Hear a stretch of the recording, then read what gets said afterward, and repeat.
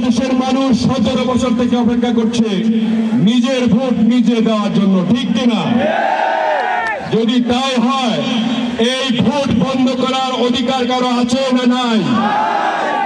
এই ভোট বন্ধ হবে না ইনশাআল্লাহ।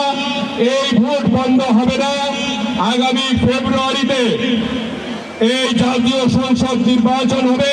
সেই নির্বাচনের মাধ্যমে আপনাদের ভোট, আপনাদের যাকে ইচ্ছে তাকে ভোট দিয়ে নির্বাচিত করে দেওয়ানগঞ্জের প্রতিনিধি করে তুলবেন, এটাই আমার প্রত্যাশা। আপনারা জানেন জামাতে ইসলাম তারা এখন আমাদের সঙ্গে রেখে, আমরা তাদেরকে সঙ্গে রেখে হায়নার হাত থেকে রক্ষা করেছি। আমরা তাদেরকে সঙ্গে রেখে অতীত সরকারের শেখ হাসিনা ডাইনি তার সবল থেকে তাদেরকে রক্ষা করেছি। আমরা একসঙ্গে একত্রিত হয়ে স্বৈরাচার পতনে আন্দোলন করেছি। এই আন্দোলনের লোকগুলি নিজের স্বার্থ হাসিলের জন্য কোন স্লোগান নয়, স্বার্থ হাসিলের জন্য তারা একটা পদ্ধতির কথা বলছে। সেটা হলো কি? পিআর পদ্ধতি। এই পিআর পদ্ধতি এই দেশে চলবে না। চলবে? আপনারা পিআর চান? পিআর মানে বুঝেন? তাহলে কেমনে পিআর করবেন আপনি? আপনার সরকার নির্বাচন। পিআর মানে হলো যেহেতু তারা কোনো আসনে জিততে পারবে না, পার্সেন্টেজ অনুযায়ী প্রপোর্শনেট রিপ্রেজেন্টেশন তারা চায়। এটার নাম হলো পিআর। অর্থাৎ সারা দেশে যদি 3% বা 5% ভোট পায়, তারা সংসদের 15টি আসন পাবে। এই আসনের জন্য তারা এই পিআর করছে।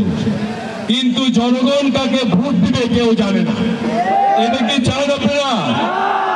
আপনারা চান আপনাদের নেতা আপনারা নির্বাচন করবেন, আপনারা দেখবেন তিনি সৎ কিনা, তিনি যোগ্য কিনা, তিনি জিয়ার আদর্শ বিশ্বাসী কিনা, তিনি দেশের উন্নতি করবে কিনা, দেশের মানুষের এই যে আক্ষেপ অনেকদিন ধরে ভোট দিতে পারে না, নিজের ভোট নিজে প্রদান করতে পারে কিনা, এই সমস্ত দেখেই তো আপনারা ভোট দিবেন, তাই না?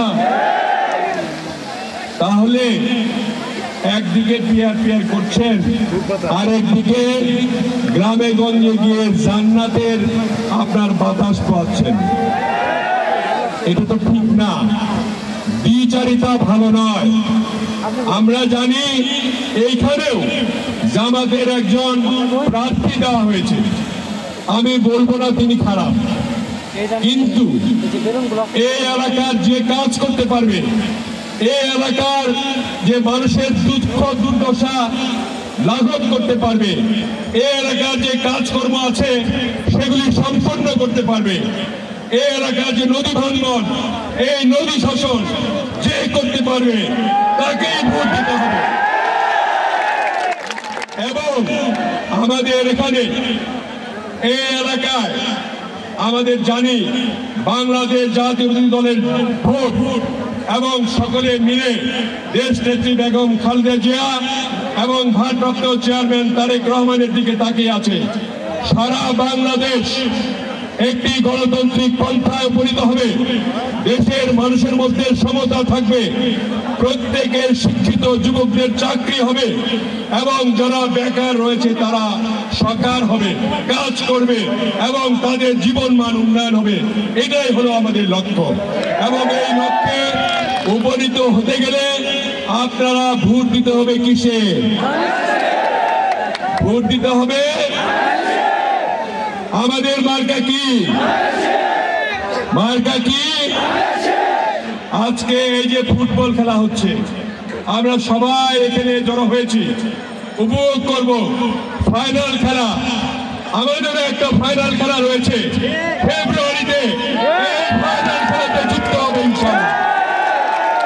আজকে আমি 2 জাতীয় দলকেই আমি শুভেচ্ছা জানাই। একজন রানার্স আপ হবে, একজন চ্যাম্পিয়ন হবে। একটি দল রানার্স আপ হবে, একটি দল চ্যাম্পিয়ন হবে। চ্যাম্পিয়ন হলেই রানার্স আপকে দেখতে পারবে না এমন তো কথা নয়, তাই না? আমরা চাই বাংলাদেশের রাজনীতিতেও এরকম একটা পরিবেশ ফিরে আসুক, যে পরিবেশের মাধ্যমে যারা জয়ী হবে তারা সরকার গঠন করবে, যারা জয়ী হবে না তাদেরকে নিয়ে ঐক্যবদ্ধভাবে সরকার গঠন করা হবে, যাতে করে বাংলাদেশে এরকম স্বৈরতন্ত্র আর গঠন না হয়।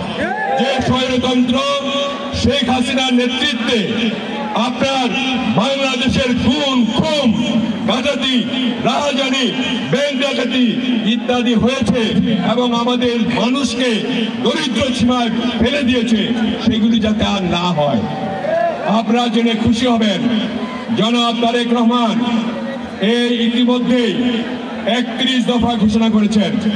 31 দফার মধ্যে আপনার গণতান্ত্রিক অধিকার, প্রত্যেকটি মানুষের অধিকার, কৃষকের অধিকার, জনগণের অধিকার, আমাদের শ্রমিকদের অধিকার, আমাদের সকল জনগণের সম অধিকার সেখানে 31 দফা উল্লেখ করা আছে।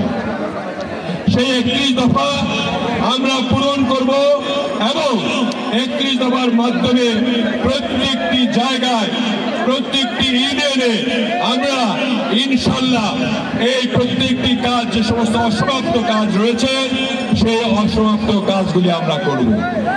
আজকে এখানে যে সুন্দর একটি অনুষ্ঠান, যে খেলার অনুষ্ঠান আয়োজন যারা করেছে তাদেরকে আমি অনেক অনেক ধন্যবাদ জানাই। তারা আমাকে একটা অনুরোধ করেছে যে যেহেতু আমরা সানন্দবাড়িতে এই খেলাটি অনুষ্ঠিত করছি, এখানে একটা ডিক্লারেশন দিতে হবে। ডিক্লারেশনটা কি? এই জায়গায় যে আপনারা বসে আছেন, দাঁড়িয়ে আছেন, বসার জায়গা নাই,